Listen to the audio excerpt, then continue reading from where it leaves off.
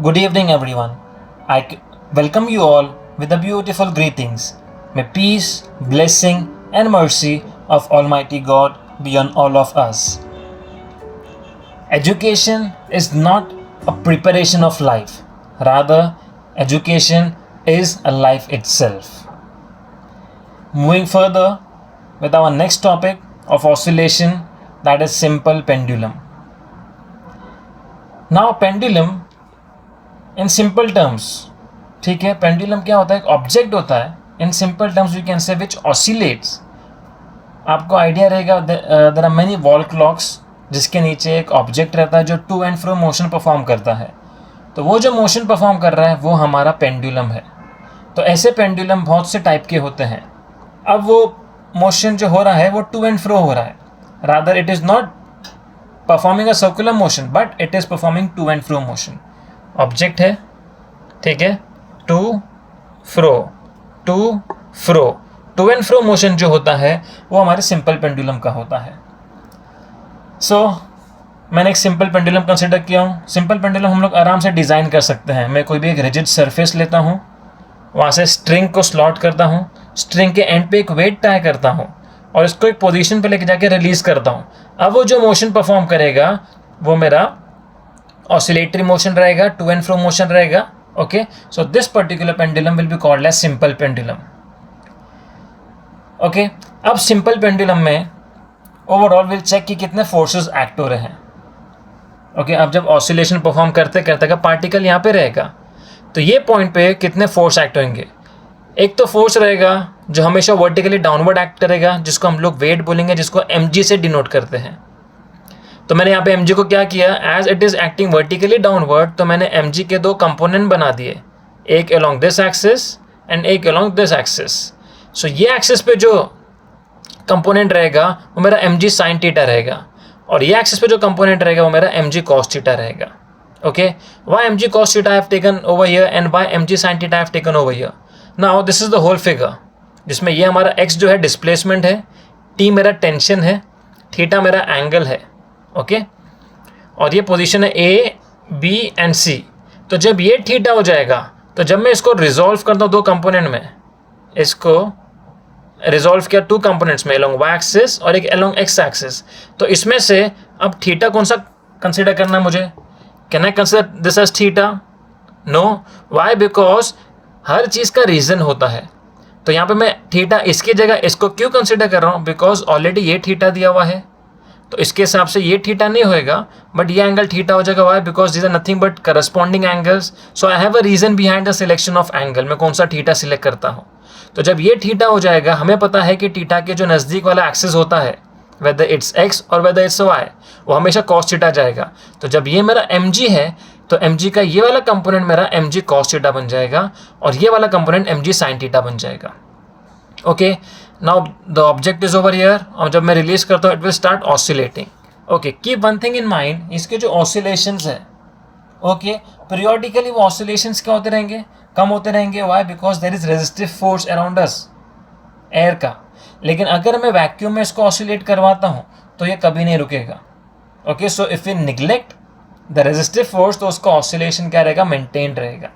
Okay, तो अब यहाँ पे क्या हो जा रहा है? एक तो फोर्स हो गया हमारा वर्टिकली डाउनवर्ड और दूसरा फोर्स जब मैं ऑब्जेक्ट को ये पॉइंट पे जाके रिलीज करता हूँ तो अपोजिट डायरेक्शन में ट्रैवल करता है. तो यहाँ पे जो फोर्स अराइज हो रहा है कौन सा हो रहा है? रीस्टोरिंग फोर्स अराइज हो रहा है.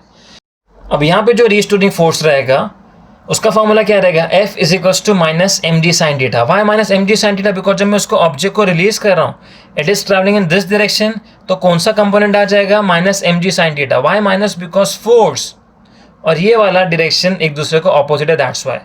बिकॉज मेरा फोर्स क्या होता है इन जनरल? mg होता है. तो अभी मैं mg नहीं लूंगा, rather I take mg sine theta with negative sign.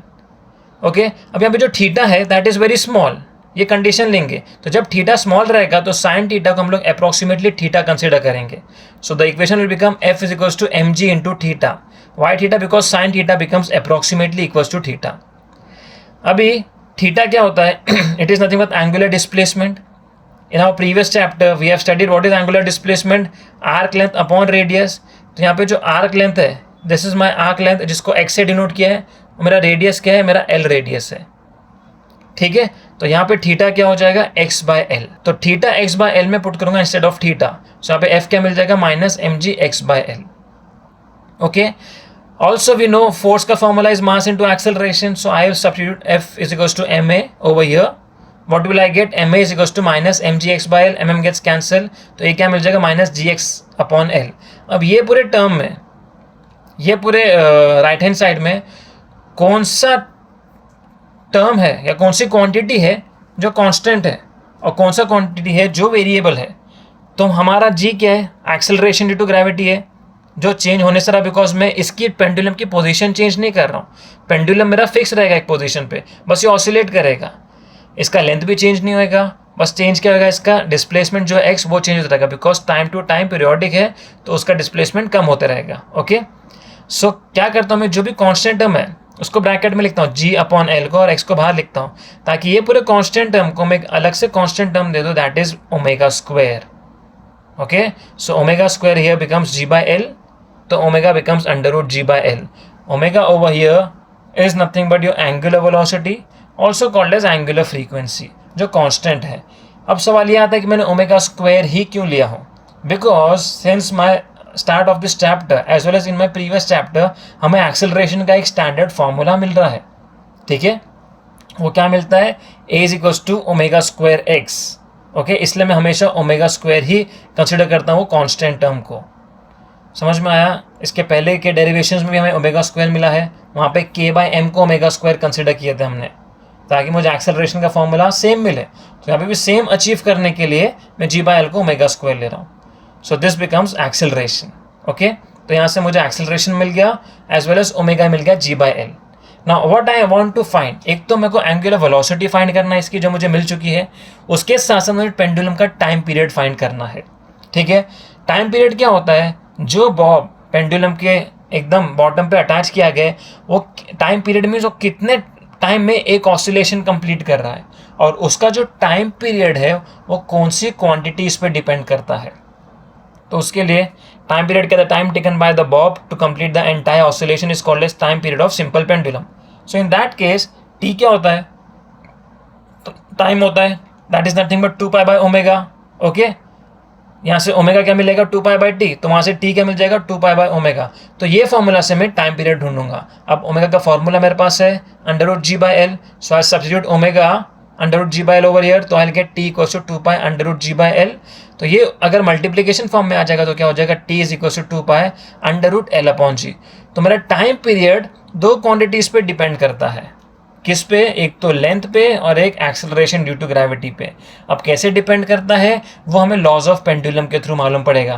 तो इसके फॉर्मूला के हिसाब से पेंडुलम के 4 लॉज हैं, ठीक है, जिनमें से 2 पे डिपेंड करता है और 2 पे डिपेंड नहीं करता है। तो जिनमें से 2 पे डिपेंड करता है वो तो क्वांटिटीज कौन सी है, one is that time period of a simple pendulum is directly proportional to my square root of length. Okay, ये मेरा जो रिलेशन रहेगा उसको हम लोग बोलेंगे लॉ ऑफ लेंथ, और ये जो रिलेशन रहेगा उसको मैं बोलूँगा law of acceleration due to gravity, जिसमें time period is inversely proportional to my under root acceleration due to gravity. ठीक है, और बाकी 2 चीज़ जिसमें डिपेंड नहीं करता है वो क्या है, हमारे मास पे डिपेंड नहीं करता है और हमारे एम्पलीट्यूड पे डिपेंड नहीं करता है। ठीक है, तो ये फॉर्मूला से क्लियरली मालूम पड़ गया मुझे कि लेंथ और gravity are the quantities on which my time period of simple pendulum depends.